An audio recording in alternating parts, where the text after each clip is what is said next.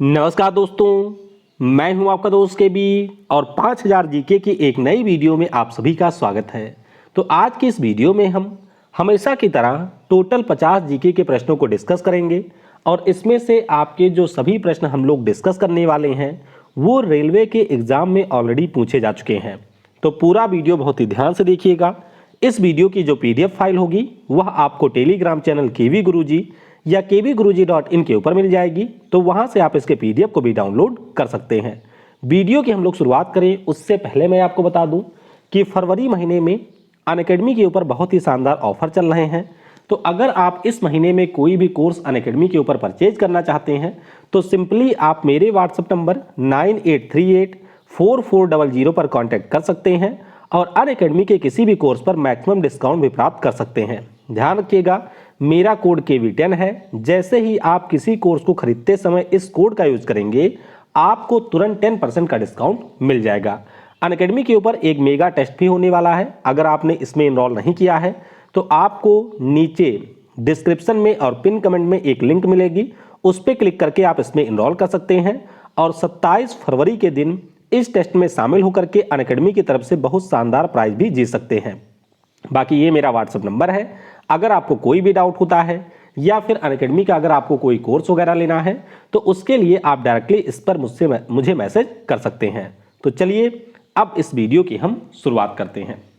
पहला प्रश्न है जो कि आपके एनटीपीसी में पूछा गया था कि हड़प्पा सभ्यता का कौन सा शहर विशिष्ट रूप से मनके बनाना, सीप काटना, धातु की वस्तुएं बनाना, मुहर बनाना और तराजू का निर्माण करना आदि कार्यों सहित शिल्प उत्पादन के लिए समर्पित था। तो ध्यान रखिएगा, ये जो शहर है इसका नाम है चन्हूदड़ो। क्या नाम है? चन्हूदड़ो इस शहर का नाम है।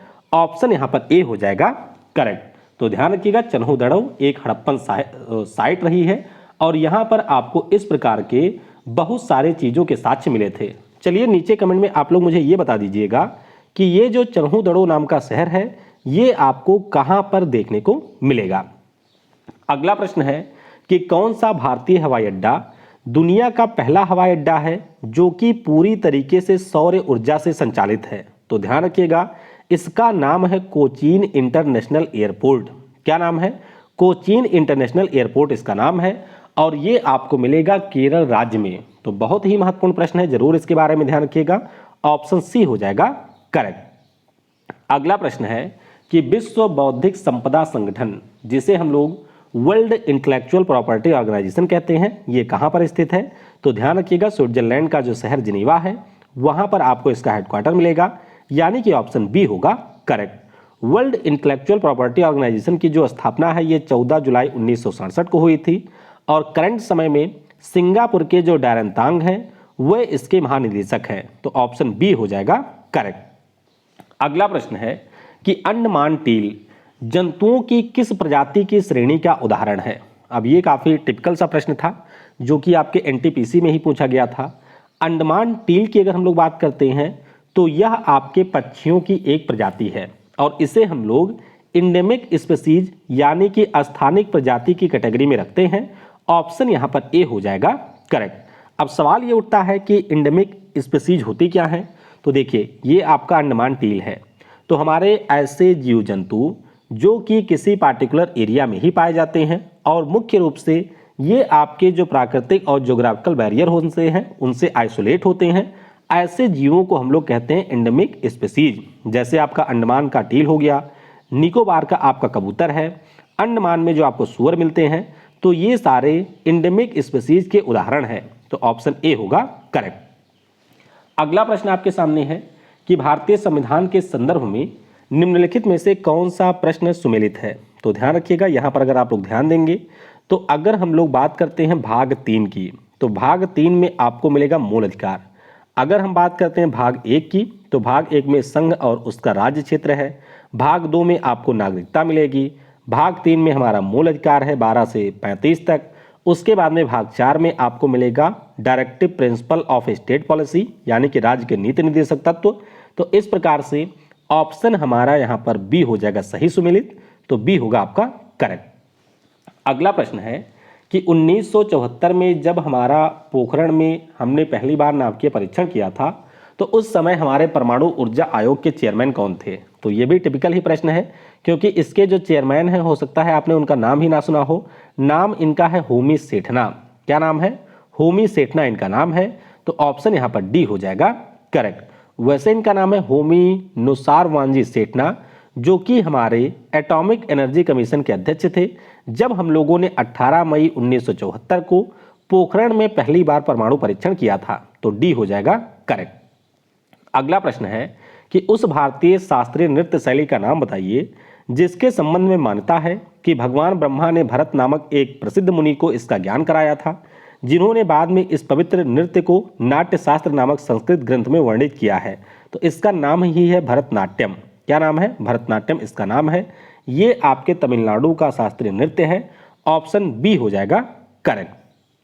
अगला प्रश्न है कि उस नेता का नाम बताइए जिसके विरोध के कारण 1928 में कांग्रेस और मुस्लिम लीग के समझौते की जो सभी उम्मीदें हैं वो आपकी समाप्त हो गई थीं। तो ध्यान रखेंगे, इस नेता का नाम है श्री M.R. जयकर।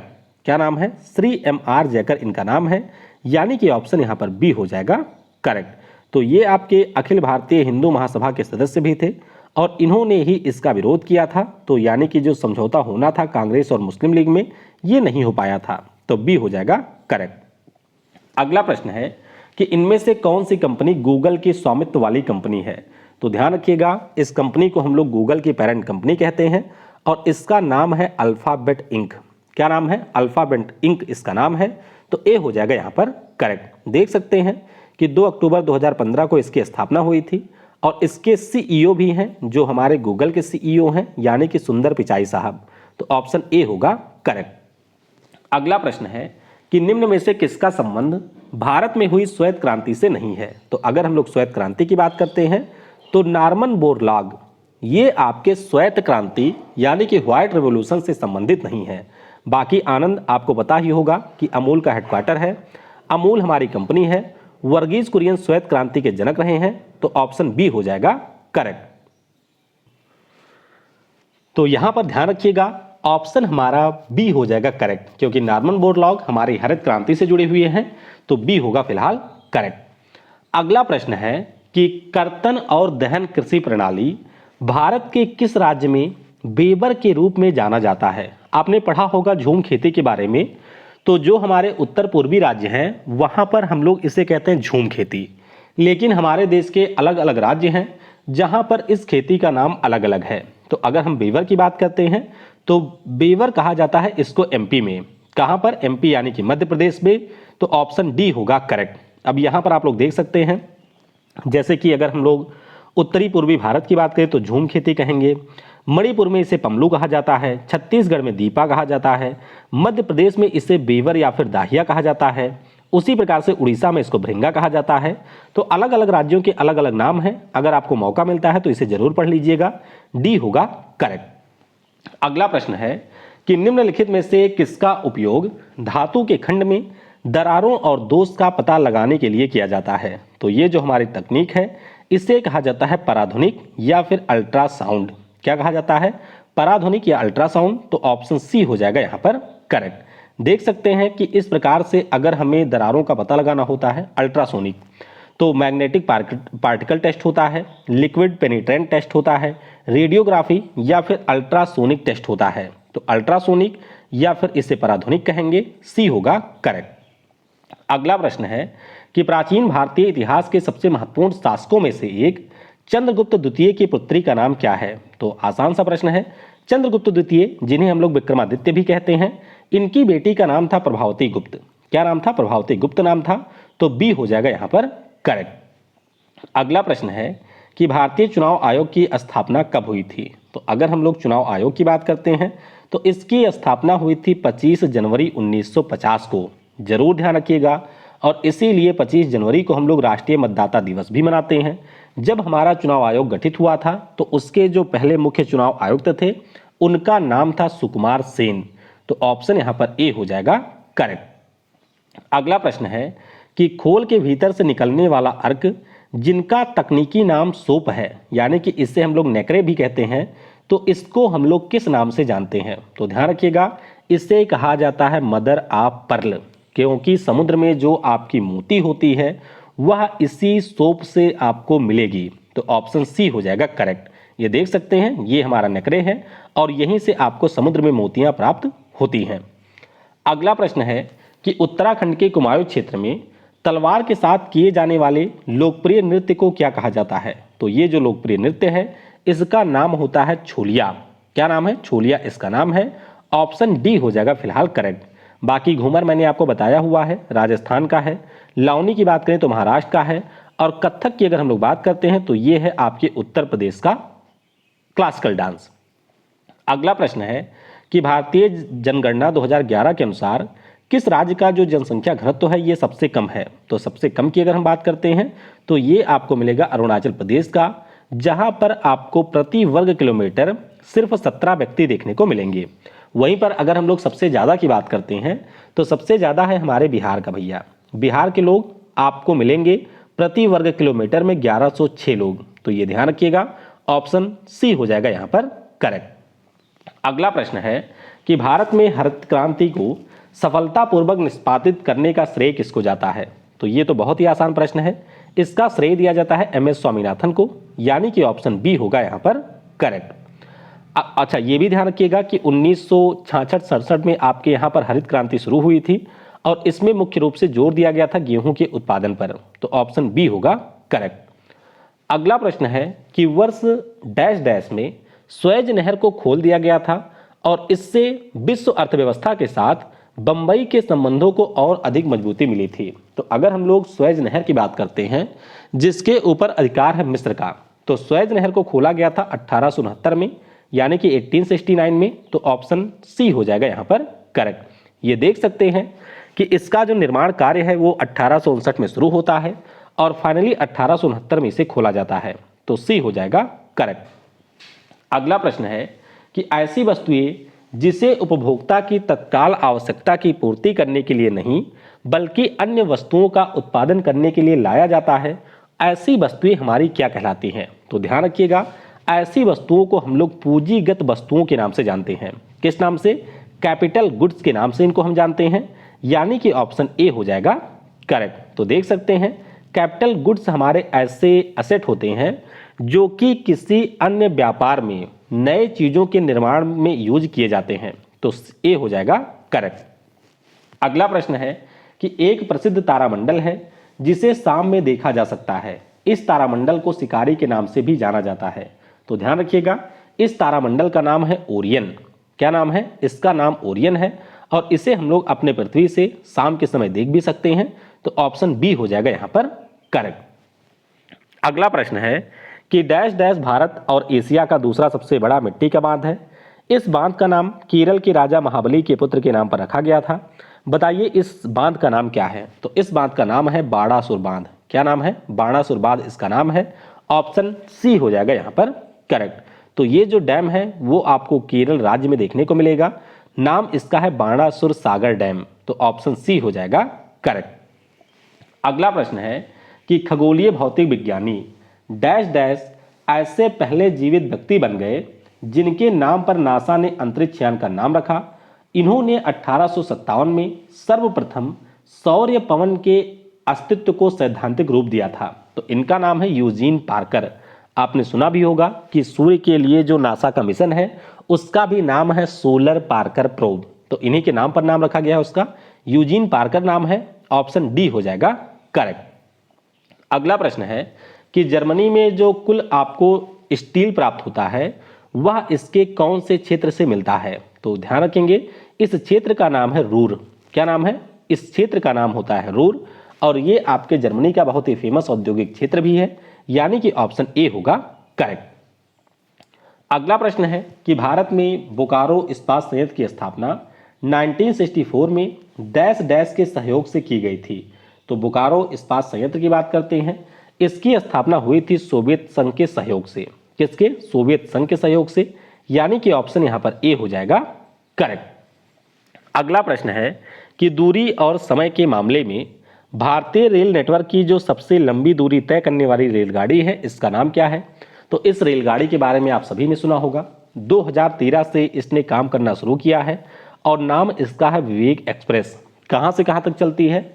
तो असम का जो डिब्रूगढ़ है वहां से लेकर के ये तमिलनाडु के कन्याकुमारी तक आती है।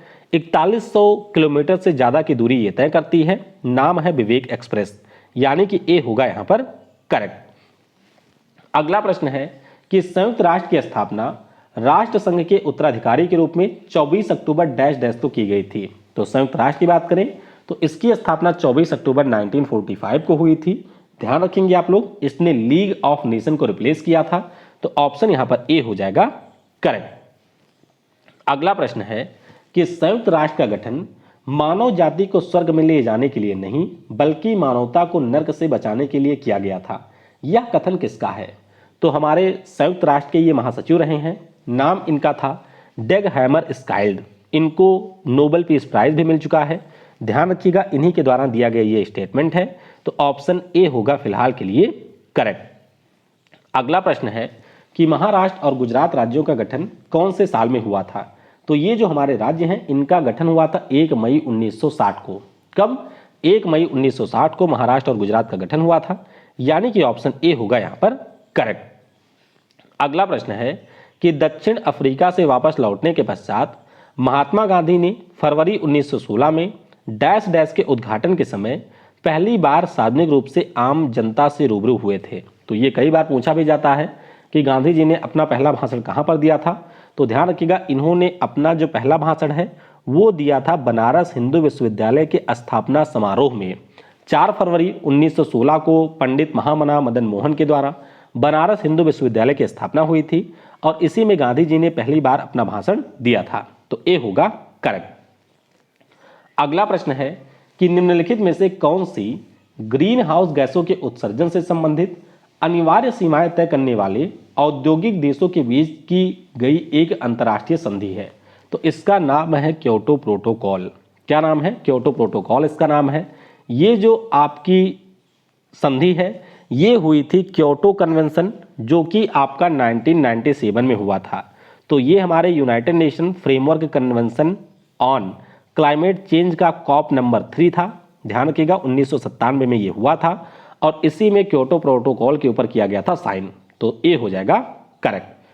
अगला प्रश्न है कि किस वर्ष में भारत सरकार ने पहले भारतीय चंद्र मिशन यानी कि चंद्रयान 1 के लिए इसरो के प्रस्ताव को मंजूरी दी थी? तो ये जो मंजूरी है वो दी गई थी 2003 में। आपको ध्यान रखना है कि चंद्रयान मिशन तो लॉन्च हुआ था 2008 में, लेकिन जब हमारे यहाँ पर अटल बिहारी वाजपेयी जी की गवर्नमेंट थी तो उसी समय इस मिशन को मंजूरी मिली थी, यानी कि ऑप्शन यहाँ पर बी होगा करेक्ट। अगला प्रश्न है कि एपिग्राफी का मतलब क्या होता है? एपिग्राफी की अगर हम लोग बात करते हैं तो एपिग्राफी का मतलब होता है शिलालेखों का अध्ययन। किसका? जो हमारे शिलालेख होते हैं उन्हीं के स्टडी को कहा जाता है एपिग्राफी। ऑप्शन सी हो जाएगा यहां पर करेक्ट। अगला प्रश्न है कि किस योजना के अंतर्गत गरीबी रेखा से नीचे आने वाले परिवारों के 50 वर्ष या उससे अधिक आयु के सभी लोगों को पेंशन प्रदान की जाती है? तो इस योजना का नाम है इंदिरा गांधी NOAPS। ये इस योजना का नाम है, यानी कि ऑप्शन ए हो जाएगा करेक्ट। ये देख सकते हैं नेशनल सोशल असिस्टेंट स्कीम भी इसको कहा जाता है। 1995 में इसको लॉन्च किया गया था। ऑप्शन ए होगा यहां पर करेक्ट। अगला प्रश्न है कि उदयन ने समय की राजधानी को किस शहर से हटाकर पाटलिपुत्र में स्थानांतरित कर दिया था? तो उदयन हमारे एक शासक हुआ करते थे और इन्होंने राजधानी को हटाया था राजगीर से। ठीक है, राजगीर से इन्होंने कैपिटल को हटाया था और इसको शिफ्ट कर दिया था पाटलिपुत्र में। तो ऑप्शन ए हो जाएगा करेक्ट। अगला प्रश्न है कि इनमें से किसने भारत के वित्त मंत्री का पद कभी भी नहीं संभाला है? तो ध्यान रखिएगा, अरुण जेटली साहब पता ही होगा, यशवंत सिन्हा साहब भी पूर्व वित्त मंत्री रह चुके हैं, टी कृष्णामाचारी भी हमारे फाइनेंस मिनिस्टर रह चुके हैं। लेकिन अगर हम लोग BK कृष्णा मेनन साहब की बात करते हैं तो ये हमारे डिफेंस मंत्री थे, आपको याद होगा। और 1962 का जब वार हम लोग चाइना से हार गए थे तो उसके बाद BK कृष्णा मेनन साहब ने इस्तीफा भी दे दिया था। तो ये ध्यान रखेंगे, ऑप्शन डी होगा यहां पर करेक्ट। अगला प्रश्न है कि निम्नलिखित में से किस भारतीय स्टील प्लांट का प्रबंध करने के लिए प्रारंभ में हिंदुस्तान स्टील लिमिटेड की स्थापना की गई थी? तो ये जो स्टील प्लांट है इसकी स्थापना हुई थी राउरकेला में। कहां पर? राउरकेला में इसकी स्थापना हुई थी। तो ऑप्शन बी हो जाएगा यहाँ पर करेक्ट। तो बस आपको ध्यान रखना है कि हिंदुस्तान स्टील के अंतर्गत इसकी स्थापना हुई थी। ऑप्शन बी हो जाएगा करेक्ट। अगला प्रश्न है कि निम्नलिखित में से कौन सा टेनिस टूर्नामेंट क्ले कोर्ट के ऊपर खेला जाता है? तो ध्यान रखिएगा, इससे हम लोग फ्रेंच ओपन भी कहते हैं या फिर इससे हम लोग रोलैंड गैरोस भी कहते हैं। तो रोलैंड गैरोस आपका स्टेडियम है जिसमें ये फ्रेंच ओपन खेला जाता है। और आपको पता ही होगा कि स्पेन के जो खिलाड़ी हैं जिनका नाम है राफेल नडाल, उनके नाम पर सबसे ज़्यादा 13 बार इस ग्रैंड स्लैम टाइटल को जीतने का रिकॉर्ड भी है।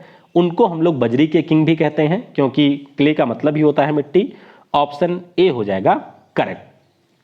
अगला प्रश्न है कि उड़ीसा में जो कोरापुट जिला है इसके पंचपटमाली में किस खनिज के विशाल भंडार मौजूद हैं? तो आपको मैंने उस दिन उत्पादन वाले वीडियो में भी बताया था कि अगर हम लोग सबसे ज़्यादा खनिज की बात करते हैं तो बॉक्साइट आपके मिलता है उड़ीसा में। तो बॉक्साइट आपको पंचपटमाली में भी मिलेगा। ऑप्शन ए हो जाएगा करेक्ट। अगला प्रश्न है कि निम्नलिखित में से कौन सा एक ऑडियो फाइल का एक्सटेंशन नहीं है? तो ऑडियो फाइल की हम बात कर रहे हैं तो आपका जो यहाँ ऑडियो फाइल का एक्सटेंशन है आपसे पूछा गया है तो ये हो जाएगा WMA। ध्यान रखिएगा, ऊपर जो आपको नाम दिख रहे होंगे ये सारे आपके वीडियो फाइल के हैं, लेकिन ऑडियो फाइल में आपका जैसे MP3 हो गया, इसके अलावा आपका WMA हो गया, तो ये सारे हमारे होते हैं ऑडियो फाइल के एक्सटेंशन। डी हो जाएगा करेक्ट।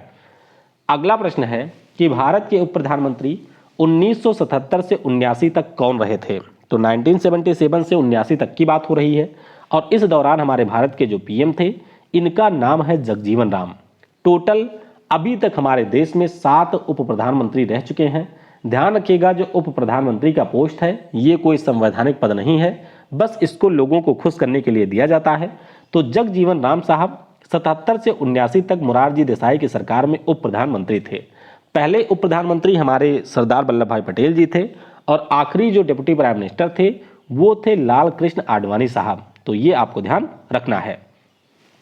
अगला प्रश्न है कि टोक्यो 2021 ओलंपिक मसाल रिले की जापानी शाखा का शुभारंभ मार्च 2021 में जापान के डैश डैश शहर से होना अनुसूचित किया गया था। तो ये आपका हुआ था फुकुशिमा शहर से। कहाँ से? फुकुशिमा नाम का जो शहर है वहां से ये टार्च रिले शुरू हुआ था। तो ऑप्शन ए हो जाएगा यहाँ पर करेक्ट। अगला प्रश्न है कि उन्नत भारत अभियान किससे संबंधित है? तो जब हम लोग उन्नत भारत अभियान की बात करते हैं तो इसका उद्देश्य यही था कि जो हमारे देश में उच्च शिक्षण संस्थान हैं उसकी मदद से ग्रामीण भारत को और बेहतर बनाया जाए, यानी कि उसको विकसित किया जाए। तो ऑप्शन यहाँ पर ए हो जाएगा करेक्ट। तो ध्यान रखिएगा, नाम इसका है उन्नत भारत अभियान। और आप मुझे कमेंट में जरा ये बताइएगा कि उन्नत भारत अभियान कौन से साल में शुरू हुआ था। अगला प्रश्न है कि निम्नलिखित में से कौन सा एक इनपुट डिवाइस है? तो इनपुट डिवाइस की बात कर रहे हैं तो जाहिर सी बात है, जैसे इंकजेट प्रिंटर की बात करें, हेडफोन की बात करें, प्रोजेक्टर की बात करें, तो इससे हमको रिजल्ट प्राप्त होता है, यानी कि इस पर हम लोग रिजल्ट को देखते हैं। तो ये सारे हो जाएंगे आउटपुट। जो आपका ऑप्टिकल कैरेक्टर रीडर होता है यह एक इनपुट डिवाइस है, यानी कि ऑप्शन ए हो जाएगा यहाँ पर करेक्ट। तो ये देख सकते हैं इनपुट डिवाइस आपके सामने है सारे, जैसे कीबोर्ड हो गया, mouse, scanner, microphone, touch screen, joystick, ये सारे हमारे इनपुट डिवाइस हैं। तो ए हो जाएगा करेक्ट। अगला प्रश्न है कि भारत की पहली स्वदेश निर्मित रंगीन फिल्म कौन सी है? रंगीन का मतलब वो रंगीन नहीं है जो आप समझ रहे हैं, रंगीन का मतलब है जिसमें आपको कलर देखने को मिलेगा, यानी कि यह एक कलरफुल मूवी है, ब्लैक एंड व्हाइट नहीं थी। तो इसका नाम है किसान कन्या। क्या नाम है? किसान कन्या इस मूवी का नाम है। 1937 में ये मूवी आपकी प्रकाशित हुई थी, यानी कि ये आपकी रिलीज की गई थी। मोती बी गिडवानी इसके डायरेक्टर थे। अच्छा, एक चीज आपसे और पूछा जाता है कि भारत की पहली फिल्म कौन सी थी? तो भारत की जो पहली फिल्म थी उसका नाम है हरिश्चंद्र, जो कि आपकी एक मूक फिल्म थी, यानी कि जिसमें आवाज नहीं थी। और भारत की पहली बोलती हुई मूवी का नाम है आलम आरा। तो ये सारे नाम भी आप ध्यान रखेंगे। अगला प्रश्न है कि स्वतंत्र भारत में जो पहली निर्वाचित संसद है ये कब अस्तित्व में आई थी? आपको पता होगा कि हमारे यहाँ पर जो पहला आम चुनाव है जिसे हम लोग लोकसभा का चुनाव कहते हैं वह 1951-52 में हुआ था। और इस प्रकार से जो पहली निर्वाचित संसद है वह 1952 में अस्तित्व में आती है। ए हो जाएगा करेक्ट। तो देख सकते हैं पहली लोकसभा हमारी जो है वो बनती है 17 अप्रैल 1952 को, यानी कि ऑप्शन ए होगा करेक्ट। अगला प्रश्न है कि यूएन पर्यावरणीय गतिविधियों का समन्वय करने वाला अंतर्राष्ट्रीय संगठन कौन सा है?